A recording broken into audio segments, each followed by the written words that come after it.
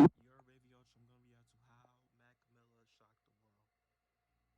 Miller remains one of the most loved artists in all of music, and it feels like with the passing of time, more and more people are starting to appreciate his work, which speaks volumes to the evolution that Mac had as an artist, because this really wasn't what Mac's career was supposed to look like when it started. The success of Mac Miller really began in 2010 with the success of his mixtape Kids. Although not his first project, it was the first mixtape that made Mac a name to look out for. Mac Miller capitalized on the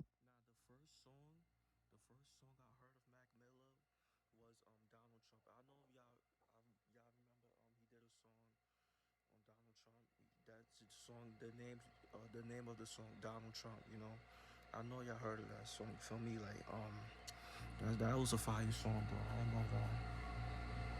circles around the internet.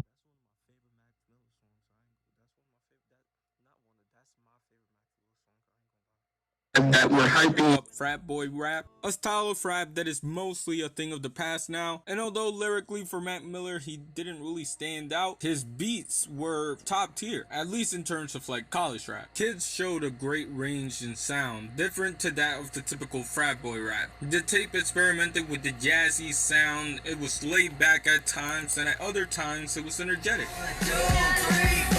And just a year later, he was part of Double XL's freshman class, and he kept building hype with mixtapes that expanded on the hype that Kids got. It was lowest common denominator music, but for his fan base, it worked. He kind of became the poster boy for the type of music that's popular within college circles. It's kind of just vibes and nothing else after that. His debut studio album expanded on that type of sound as well, as in 2011 he'd released Blue Side Park.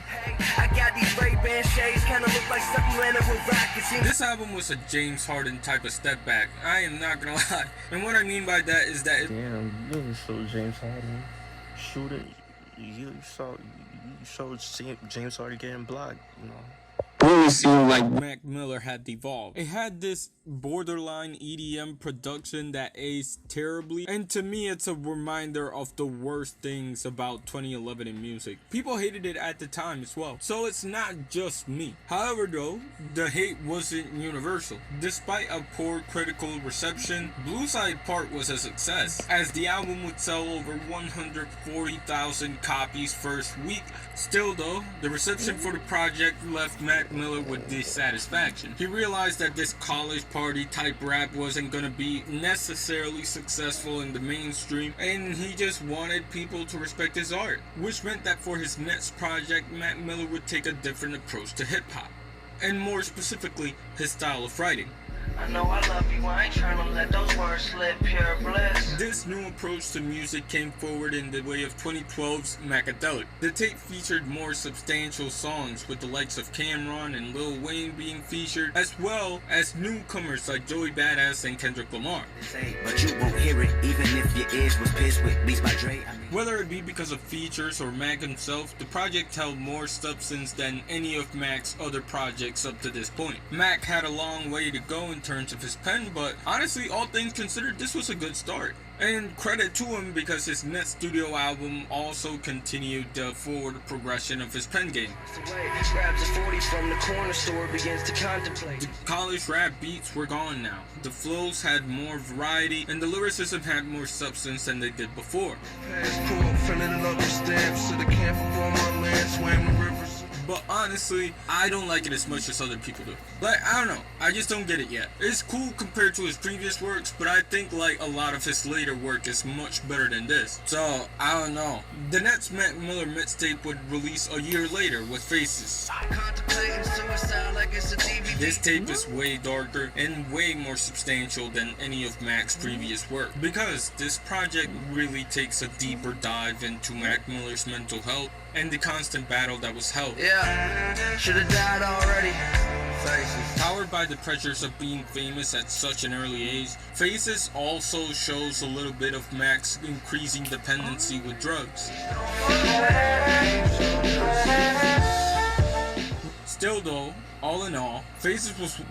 I ain't gonna, do y'all agree that Mac Miller has that, like, you know, like old school like vibe, old school rap type vibe?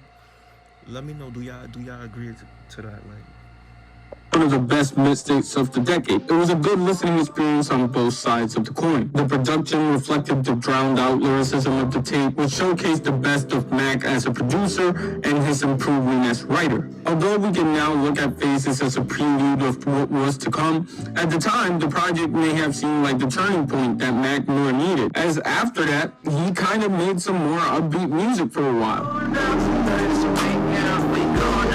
Good AM was Mac Miller's next studio album, and it reflected the happier side of Mac Miller. He said he was feeling better around this. I miss those type of chains, bro. I like those type of chains better than people like people are wearing nowadays. I like those type of chains, those gold chains, shit. I like those type of chains. People be wearing like gold, like silver chokers and all that shit. I don't like that shit. I don't like silver shit. I prefer gold shit better than gold chains, jewelry better than silver jewelry. Comment down below if y'all agree.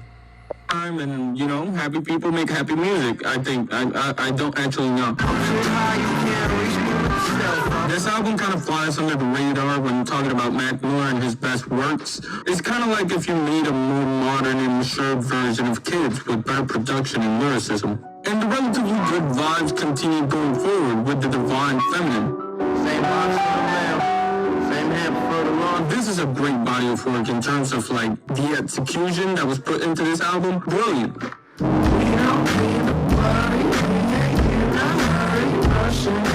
The concept that Mac carried for this one was telling the stories about the women in his life and what he learned from them. But honestly, for me, it just stands out for Anderson .Paak. I just love that hook. It's one of my favorite features from Anderson, man. Wait, it was just hating. Anyways, this album was mostly inspired by the fact that he was dating Ariana Grande at the time, which reminds me, in 2013, Mac Miller had his biggest hit alongside Ariana Grande. Anyways, yeah, they were dating, and Divine Feminine was like a high peak in terms of morale. But this was basically the last time we got a happy Mac Miller project, or a relatively happy one at least. Because in 2018, Mac Miller broke up with Ariana Grande, part of that having to do with his addiction and dependency on drugs. An addiction that would be expanded on in Mac Miller's Swimming. If Faces was a dark look into a person's mental health, Swimming was him going back in that circle and expanding on what it meant to battle with those mental health issues. Nowadays, all I do is shine, take a breath, and ease my mind. Mac Miller's fifth studio album is shockingly honest and truthful about what it feels like to be in that deep state that he was in. And honestly, not many albums can do what Mac Miller did with this. Looking at my dreams, who I wanna be. Because despite how dark the album can be at times, there was still hope for better days. He was swimming instead of drowning. The album was powerful, and it became even more powerful after he passed, because it meant that Swimming was the last album that Mac Miller would release while he was alive. And it became poetic because of tracks like 2009. Yeah, they ask me what I'm smiling for. A song where he reflects on his life and looks back to the year when Mac Miller became Mac Miller. Whether he knew it or not, this song essentially broke down his career story, his evolution, his redemption in the world of music, and he basically pulled down the curtain as his career came full circle. Yeah, look at this.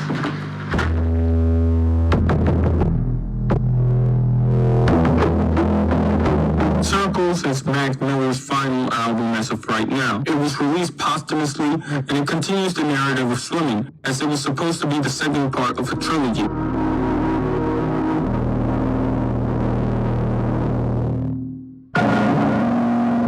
vid. Yeah, let me know what y'all think about Mac Miller, bro, and comment down below what is your favorite Mac Miller song, bro. Rest in peace to Mac Miller, bro. Like, yeah, make sure y'all like, comment, subscribe. Y'all know the vibes. We're checking out you are.